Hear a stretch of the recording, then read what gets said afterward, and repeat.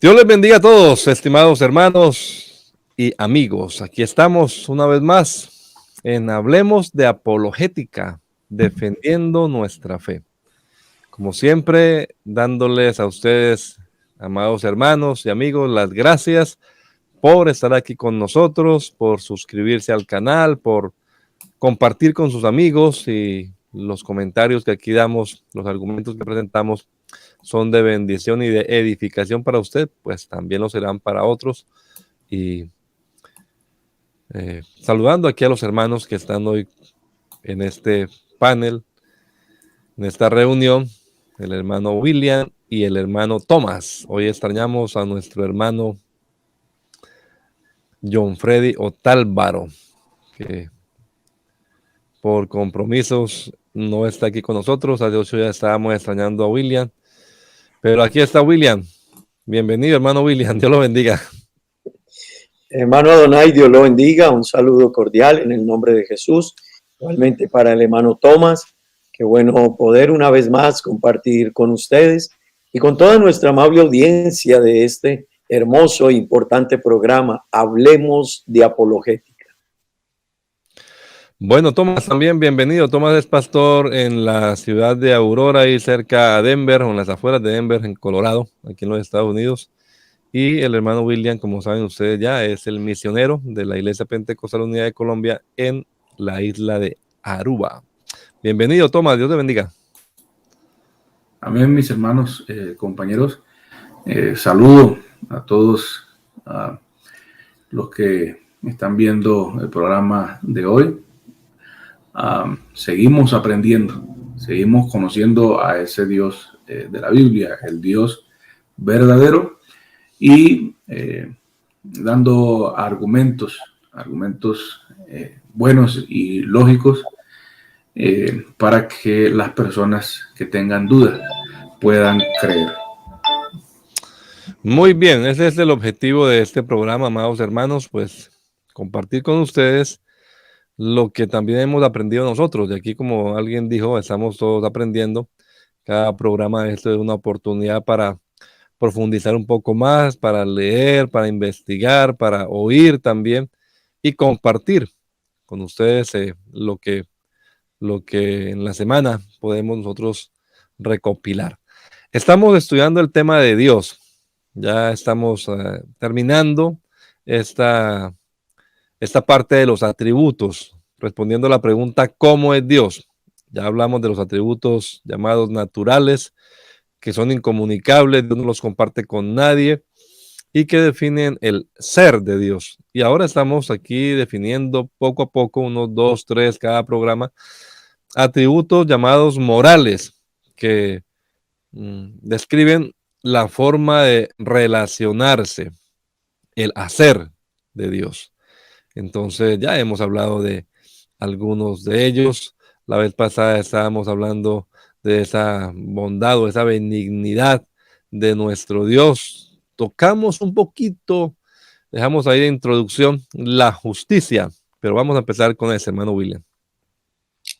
Bueno, gracias Adonai y una vez más saludos a toda nuestra amable audiencia. Bueno, para entrar un poquito en contexto, ya lo decía Adonai, venimos hablando de los atributos de Dios y dentro de ello hemos dicho que estos atributos, algunos son comunicables de Dios y algunos no lo son. Los que no son comunicables de Dios es porque son única y exclusivamente de Él, de su autoridad, de su grandeza, de su esencia, de su naturaleza. Pero cuando hablamos de atributos comunicables, son aquellos que están en Dios y que Dios los comparte hacia nosotros, los seres humanos, y que se vuelven un estándar para la vida de alguien que conoce a Dios. Y antes de entrar en el tema de la justicia, Adonai y compañeros, qué importante es poder entender que a través de estos atributos y a través de los atributos morales de los que estamos hablando, realmente se puede probar la existencia de Dios. Realmente ellos nos dejan ver a un ser trascendente. El ser humano nunca llegaría por su propia capacidad, su propio estándar de vida, sus propios principios, a una moral tan alta. Nunca se colocaría a sí mismo una medida de moral alta o se exigiría él mismo. Lo que esto nos deja ver detrás de todo es que hay un ser supremo y ese ser supremo es Dios y ese Dios es perfecto en todo lo que hace, en todo lo que es, en todo lo que tiene. Y por lo tanto sus atributos morales muestra precisamente sus perfecciones en todo y nos los transmite a nosotros para que nosotros podamos crecer también en ese nivel dentro de nuestra relación con Él y nuestra relación con el prójimo. Y les decía en una de las últimas intervenciones que tuve en uno de los programas pasados, que casi todos los problemas a los que nos enfrentamos como seres humanos siempre tienen un componente ético o moral. Y decíamos, en lo académico, en lo personal, en lo social, en lo religioso. Y esto pues nos deja ver entonces la importancia de estos atributos morales.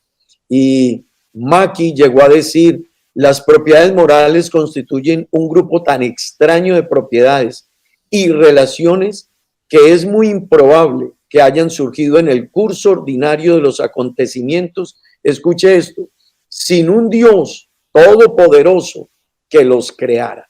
Así que estamos tratando estos atributos morales de Dios, no solo para formar la iglesia y transmitir un poco más de conocimiento acerca de ellos, sino que a través de estos atributos morales también se demuestra la existencia de Dios, la grandeza de Dios, la naturaleza de Dios y su esencia.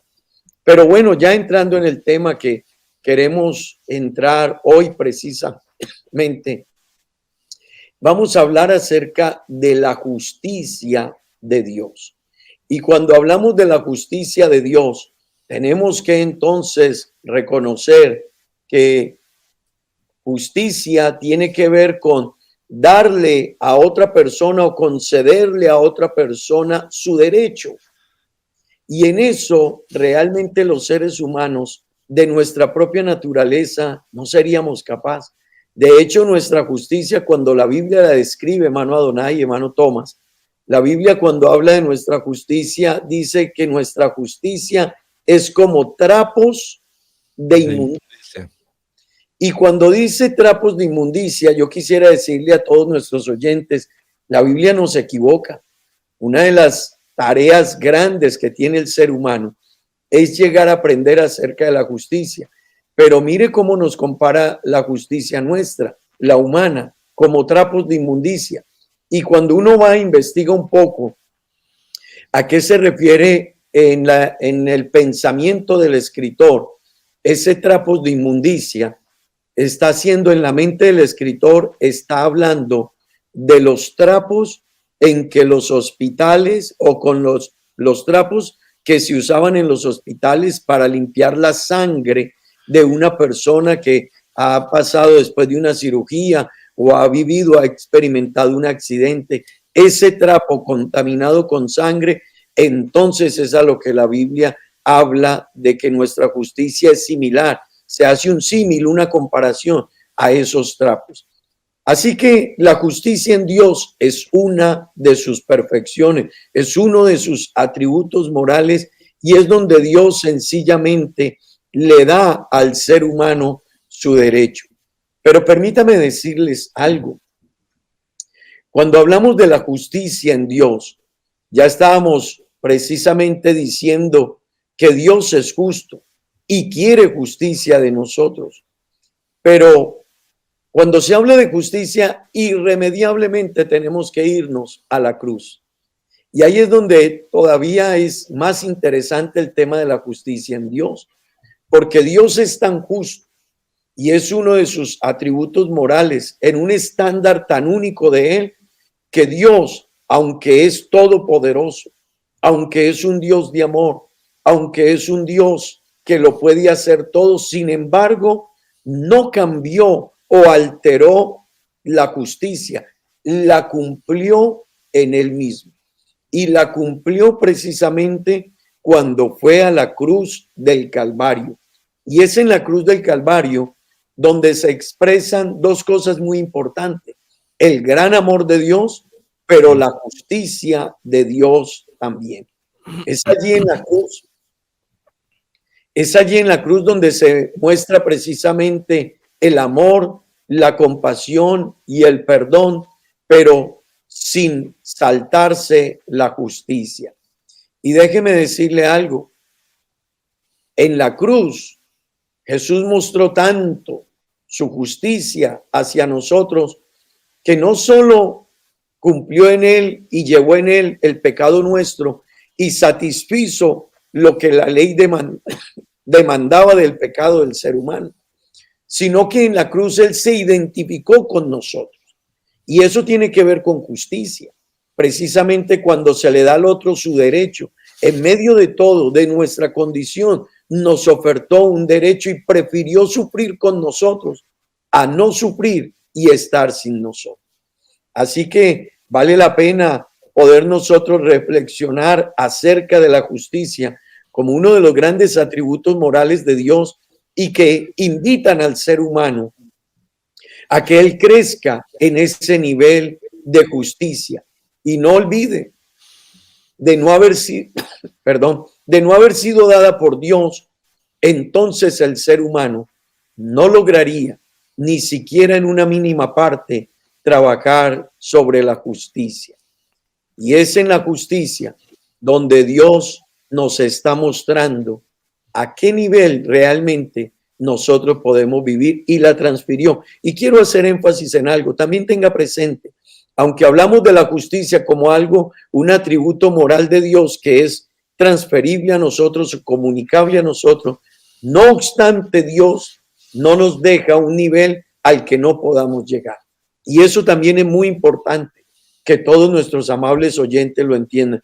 No porque venga de Dios, no porque sea una perfección en Dios, no es que el ser humano en esa justicia que Dios nos brinda no pueda llegar a ella. Y no llega por su fuerza, llega porque Dios precisamente en la medida que entramos en relación con Él, nos hace sus hijos, nos reviste de su justicia y nos lleva a ese nivel. Amén. No sé, Tomás, si tenga algo más para adicionar a lo que nuestro hermano William ha dicho. Sí, claro. Otro aspecto de mucha importancia a la hora de hablar de la justicia de Dios, inclusive muy relevante para nuestros tiempos, es el tema de la justicia y el juicio de Dios. Encontramos personas, todas las edades, de todas partes del mundo, diciendo cómo es posible que un Dios amoroso, un Dios de amor, un Dios bueno, pueda enviar a personas a una condenación eterna en un lugar terrible llamado infierno. Y ahí es donde entra la justicia. Dios no puede pasar por alto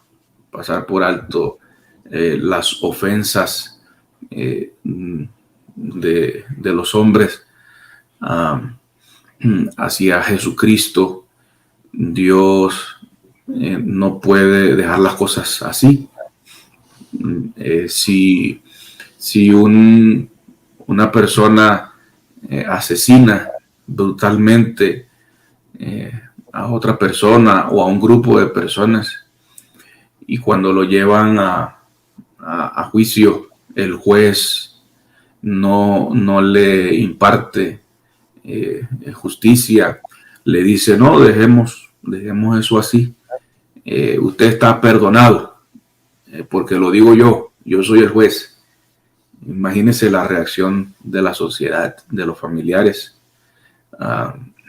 Ese juez tendría que ser removido de ese cargo.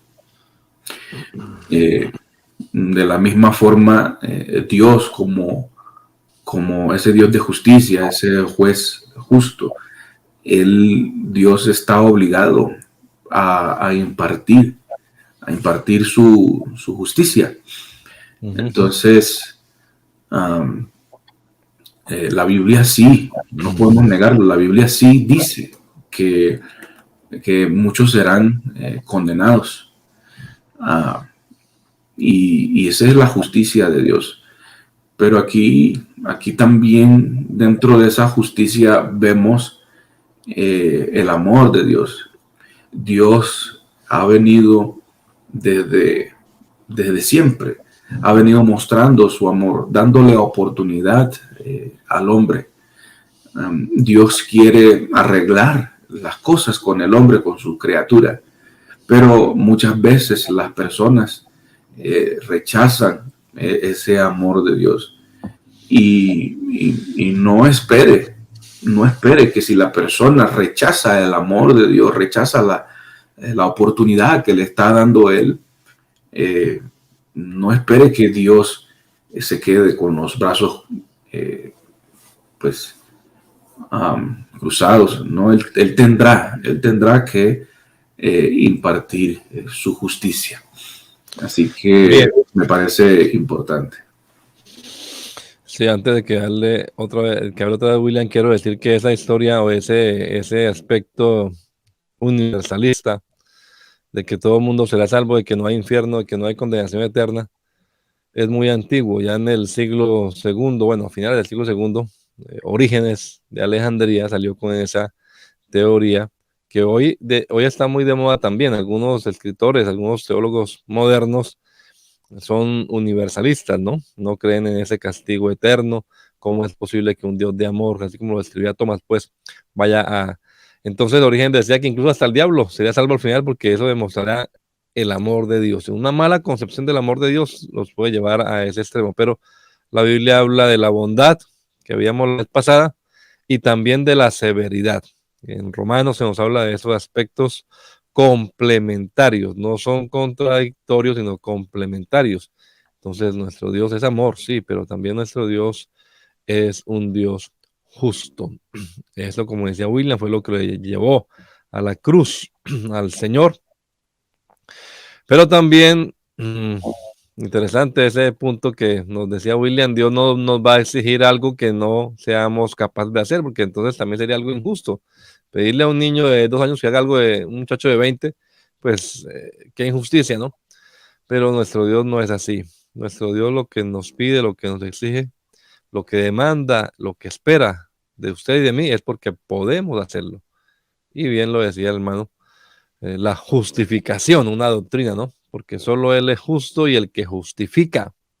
Así que esa es una de las consecuencias interesantes de este atributo divino como es la justicia de Dios, que despierta la esperanza, ¿no? En el que en esta tierra es tratado injustamente, en los necesitados, en las personas que son violentadas aquí en la tierra, pues saber que tenemos un Dios justo.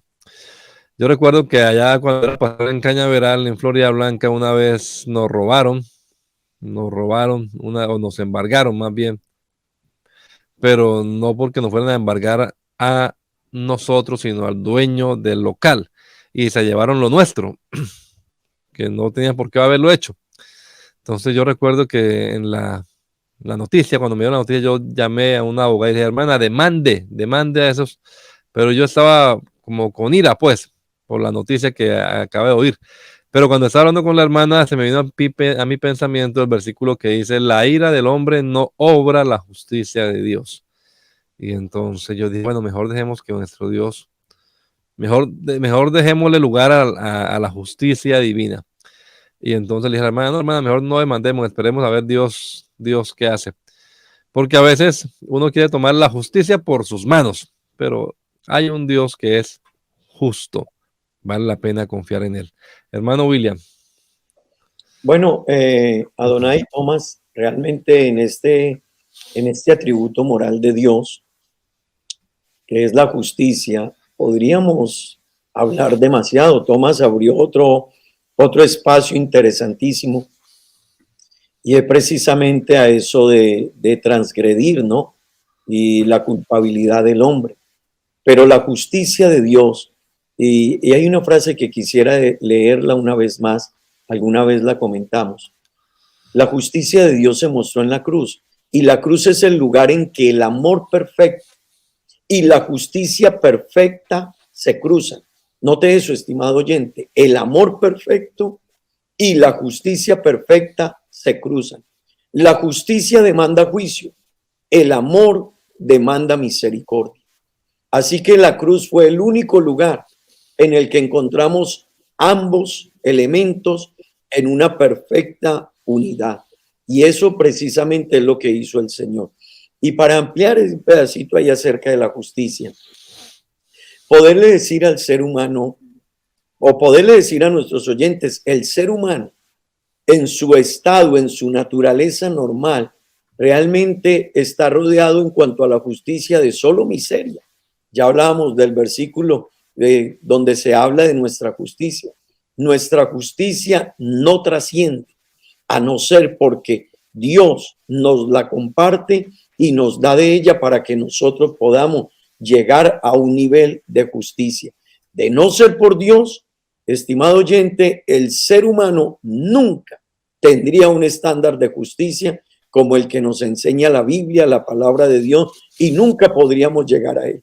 De hecho, las constituciones de los países, los códigos de ética de empresas, corporaciones, de instituciones, se han basado precisamente sobre la ética y sobre la justicia, pero ella tiene una base en la Biblia, la palabra de Dios, y lo que está en la palabra de Dios porque viene precisamente de Dios mismo, quien es el dador de la justicia, por ser un atributo comunicable de él. El Salmo 85, versículo 10 dice: la justicia y la paz se besaron. La misericordia y la verdad se encontraron. Precisamente un versículo que podemos aplicar perfectamente a lo que ocurrió en la cruz del Calvario con nuestro Señor Jesucristo. Y hay un verso en Isaías, creo, Isaías, sí, 32, 17, que dice: el efecto de la justicia será paz, y la labor de la justicia, reposo y seguridad para siempre. En alguna época había un eslogan de algunos políticos que decía paz con justicia social. Hasta la gente, pues, que no tiene la Biblia como su manual de conducta, de comportamiento, sabe, pues, que la paz no se logra sin que haya justicia. Tiene que, por supuesto, satisfacerse la justicia para que la gente pueda estar tranquila, pueda estar en reposo, pueda estar en paz. Lo mismo ocurre en esta área teológica de la que estamos hablando. En la cruz del Calvario se satisfizo la justicia divina y entonces puede el hombre estar en paz con Dios, reconciliándose con el Señor. Así que, bueno, vamos a continuar. La paz es otro de los atributos divinos que veremos en breves minutos, pero vamos a ver, hermano Tomás, ¿usted qué atributo nos va a hablar ahora? Bueno, Dios es fiel. La fidelidad. Este otro importante atributo que pues tiene que ver o revela cómo es este Dios, el Dios de la Biblia. Es hermoso saber que estamos siguiendo a un Dios completamente fiel. Cuando hablamos de la fidelidad, es como decir que alguien, o sea, va a estar allí, o sea, pase lo que pase, no importa las circunstancias, esa persona va a estar contigo. Si esa persona se comprometió se comprometió a acompañarte, no importando lo que ocurra. Eso es fidelidad. Entonces aquí el ser más fiel en el universo ya es Dios. Entonces eso es hermoso, porque nosotros lastimosamente vivimos en una sociedad en donde las personas carecen de fidelidad. Los lugares donde se preparan los divorcios, los tribunales de familia, eso hay muchos casos de infidelidad, donde supuestamente juraron, dieron su palabra de que le iban a ser fiel, de que siempre iban a estar con esa persona, ¿ya? Con ese hombre, con esa mujer, pero llegaron las circunstancias a los 3 meses o a los 2 años y se les olvidó ese voto que hicieron, esa promesa. Así que ese no es el caso del Dios de la Biblia. El Dios de la Biblia, Él ha prometido ya estar con nosotros, y no importa lo que ocurra, Él permanece. Como dice allí el texto en la pantalla, fiel es Dios, por el cual fuiste llamado a la comunión con su Hijo Jesucristo nuestro Señor. Hay un texto que quisiera mostrarle. Está en segunda carta de Pablo a Timoteo, capítulo 2, verso 13.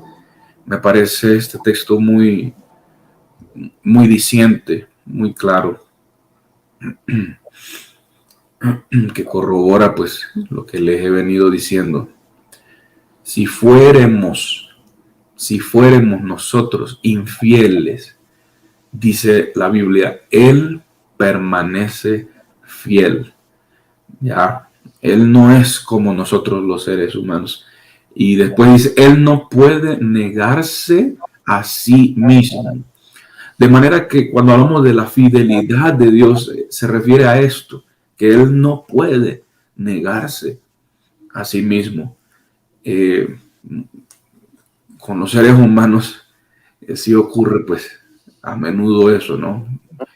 Prometemos algo, nos comprometemos con alguien, y con el tiempo pues negamos ese compromiso. Así que el cristiano y el que entra al camino de Dios puede tener la seguridad de que Dios no le va a abandonar. El Señor Jesús en una ocasión dice, el que viene a mí, yo no le echo fuera, yo no lo rechazo.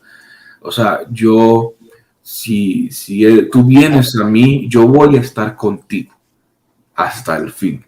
Así que qué hermoso es ser consciente, en especial nosotros los creyentes, qué hermoso es ser consciente, saber de que el Dios que está con nosotros, Él no nos va a dejar a medio camino abandonados, sino que Él es fiel.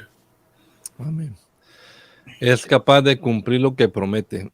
Es el Todopoderoso. Hermano Will, ¿algo más para hablar de la fidelidad también? Bueno, hermano Donay, realmente cuando nosotros entramos al tema de la fidelidad, bien lo decía Tomás, es algo, una perfección, otra perfección de Dios, ¿no? De todo lo que es Dios.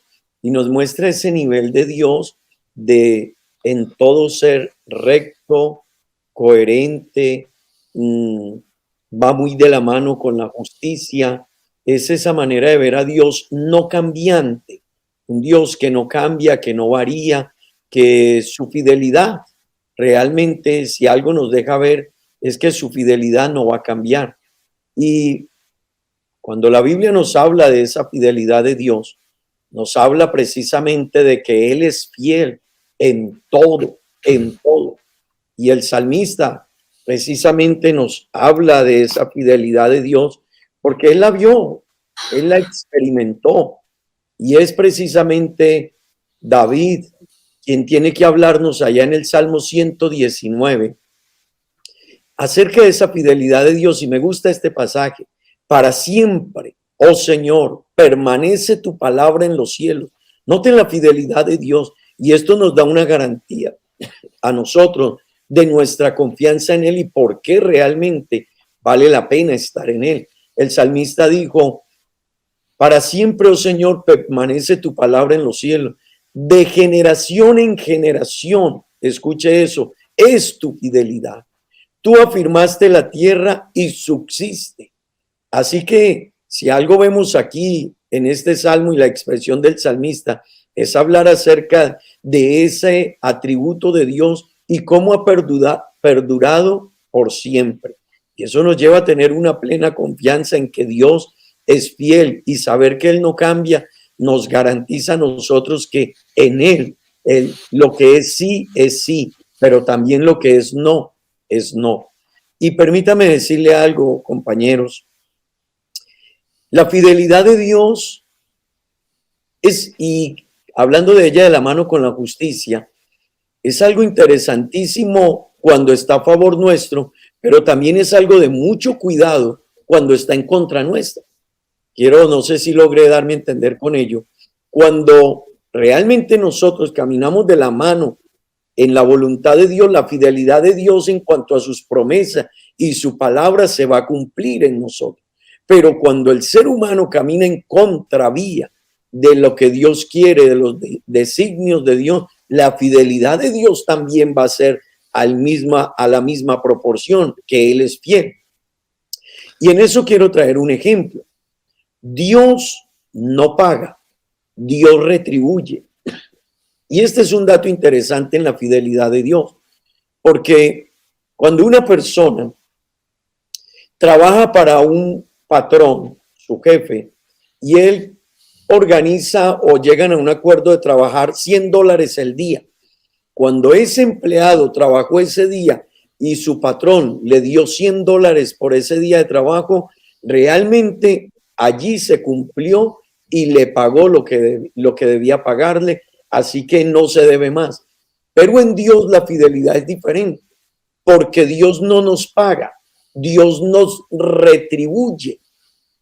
Eso quiere decir que una persona, y si miramos la parábola de los obreros de la última hora, realmente ellos trabajaron una hora, pero Dios no les pagó, les retribuyó por una hora de trabajo como si hubiesen trabajado todo el día. Cuando estemos ante Dios, Dios nos dará bendiciones tan grandes que no merecemos. Por lo tanto, no paga, sino que retribuye. Pero igual opera en el lado contrario. Cuando alguien se inclina a lo malo, Dios no le paga, le va a retribuir. Y ahí es donde el ser humano debe pensar muy seriamente en la fidelidad de Dios, porque aplica como bendición, pero también aplica como sentencia cuando tiene que cumplirse, porque Él es fiel. Bueno, esto también nos tiene que hacer pensar, recuérdelo siempre, hermano, la vida cristiana. Usted y yo también debemos ser personas de palabra. Que nuestro sí sea sí y nuestro no sea no. Usted y yo también debemos ser personas que practiquen la justicia, ¿verdad? Si usted es un trabajador, pues a usted no le gustaría que fuese a trabajar y que pues al final del día o de la quincena o como corresponda, no reciba lo que ahora mismo dice William, acordaron con el empleador. Pero si usted es el empleador, entonces también cumpla con su palabra, cumpla con lo que conviene. Esto es interesante porque todos estos aspectos de los atributos morales nos tienen que hacer pensar pues en nuestro comportamiento como cristianos, como hijos de Dios, porque como Él es, somos nosotros en el mundo, dice su palabra. Vamos a mirar el último por hoy, hermanos. Ya van 35 minutos. Agradecemos a ustedes su paciencia. Vamos despacio, pues, para explicar estos atributos. Nos quedan unos 3, creo yo, dentro de 8 días y ya pasamos a otro aspecto de este estudio de la divinidad, a otro tema. Pero sí queríamos explicar bien cómo es nuestro Dios, qué podemos esperar de él, ¿no? Entonces, por eso vamos así poco a poco con cada uno de ellos, aunque tampoco son todos, no estamos agotando aquí todos los atributos morales, no se nos quedó ni uno, puede ser que sí se nos queda uno o dos sin analizar, pero ya esto nos da una idea general de cómo es nuestro Dios. Hermano William, ¿qué sigue ahora? Bueno, Adonai, vamos a hablar un poquito de la verdad. Y como bien dice Adonai, vamos despacio. Y el hecho de que vayamos despacio, tampoco lo que decimos agota todo lo que hay que decir sobre estos atributos. Realmente la Biblia, cuando se dedica a hablar en cada uno de los atributos de Dios, nos los presenta de manera directa y de manera indirecta. Pasajes bíblicos que nos cuentan acerca de estos atributos. Pero cuando hablamos de la verdad, es otro atributo moral de Dios interesantísimo. La Biblia dice, Él ama la verdad en lo íntimo, porque Dios es verdad. Así que es otro atributo de Dios. Y déjeme decirle algo, es única y exclusivamente Dios quien nos puede enseñar la verdad. Los seres humanos han buscado la verdad. La verdad ha sido uno de los temas anhelados de encontrar por las diferentes corrientes de pensamiento. Lo han buscado los idealistas, los existencialistas. Federico Nietzsche lo buscó, quiso encontrarlo. Hegel, Kierkegaard. Muchos de ellos desde sus líneas de pensamiento han buscado la verdad. Pero déjeme decirle, aunque el ser humano ha buscado la verdad en muchas áreas, la verdad de la vida, la verdad del origen, la verdad del teísmo, la verdad de la creación, la verdad de la existencia de Dios, del sentido de la vida, la moral, el origen, el destino eterno y muchas otras, donde el ser humano ha tratado de encontrar la verdad. Siempre el ser humano se va a encontrar con una realidad y es que tiene que buscarla, porque el único que pudo decir que era la verdad fue Jesucristo. Y ahí es donde es interesante esto. El único, los otros la han buscado en diferentes maneras, en líneas de pensamiento, cómo nos aproximamos a la verdad.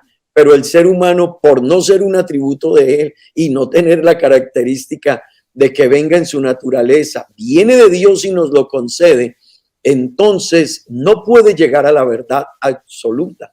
Pero el que sí, de manera categórica y absoluta, expresó, yo soy el camino y yo soy la verdad y yo soy la vida, fue Jesucristo. Así que en Cristo, Él fue el que dijo, yo soy la verdad. Y permítame decirle otro dato interesante. Cuando miramos la Biblia, vamos a encontrar precisamente pasajes bíblicos que nos hablan de la verdad. Cuando uno mira a Romanos capítulo 1, verso 25, dice, porque cambiaron la verdad de Dios por la mentira y adoraron y sirvieron a las criaturas en lugar del Creador, quien es bendito por los siglos. Cuando uno mira estos pasajes bíblicos o mira 2 de Timoteo 3:8, y así como James y Jambres se opusieron a Moisés, de la misma manera estos también se oponen a la verdad. Hombres de mente depravada, reprobados en lo que respecta a la fe. Vamos a encontrar en la Biblia precisamente que siempre nos muestra como el origen de la verdad a Dios. Él es el centro, cambiaron la verdad de Dios. Y dice también hombres de mente depravada que se fueron en contra, se opusieron a Moisés, porque Moisés traía precisamente esa verdad que Dios le había transmitido. Pero permítame decirle, en la Biblia encontramos en algunos pasajes algo interesante y es una contraposición entre verdad con mentira o con perversidad. Pero hay algo también que vale la pena mirar en la Biblia y es que en la Biblia también se encuentra el tema de verdad no contrapuesto con mentira y perversidad, sino contrapuesto con justicia. Y aquí hay algo interesante, porque uno podría decir, ¿qué es lo contrario a verdad? Mentira. Pero note que la Biblia en muchos pasajes nos contrapone no verdad con mentira, sino verdad con justicia.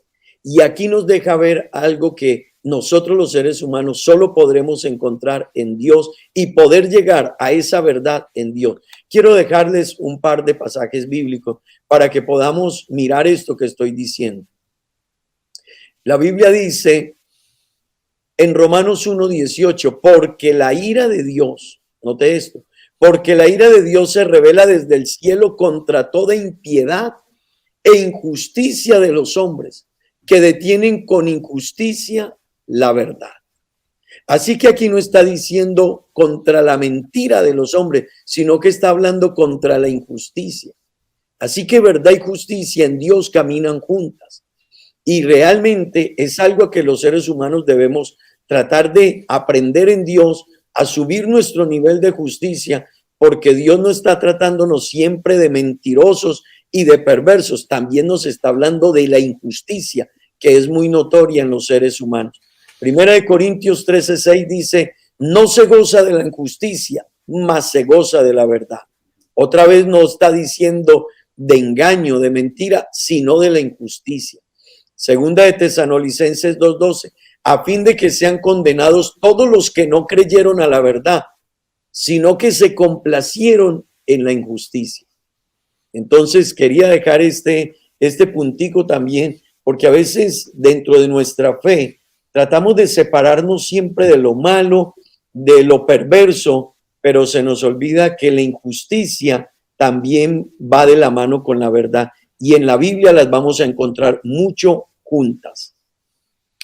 Bueno, creo que esto pues nos tiene que hacer pensar bien a nosotros, hermanos, de verdad, insisto en eso, en nuestra manera de vivir. Estamos hablando de tres cosas muy, muy importantes acá: la justicia, la paz, la verdad. Bueno, la paz la dejamos para luego, aunque es consecuencia de la justicia, la fidelidad. Justicia, fidelidad y verdad, que tienen que ver todas con la integridad, ¿no? Con el comprometerme con algo y cumplir, con el quedar bien, con la vida cristiana. Entonces, estaba pensando en un versículo que el Señor le dijo a los discípulos: si vuestra justicia no fuese mayor que la de los escribas y fariseos. Estos personajes, lo que predicaban, lo que decían, estaba bien. El Señor les dice, lo que le digan que hagan, háganlo. Pero tristemente también dice el Señor, pero no hagan como ellos. Entonces, que no diga eso el Señor de nosotros, de usted y de mí. Lo que le digan, háganlo, pero no hagan como Él. Qué bueno ser personas íntegras, ¿verdad? Qué bueno ser personas que lo que digamos, lo hagamos. Lo que prediquemos, lo que confesemos, sea nuestra manera de vivir. Claro, alguien dirá, pero hermano, de todas maneras no podemos con todo y eso es comprensible. Nosotros no somos todopoderosos. Yo puedo decirle a los hermanos, mañana vamos a tener una grabación a las 12 del día, pero yo no sé mañana qué pase, ¿verdad? Entonces, mañana a las 11 hay un inconveniente, hay tráfico, no puedo llegar a tiempo y aunque lo intenté, no pude. Somos limitados, eso se comprende, pero con Dios, Él es el Todopoderoso.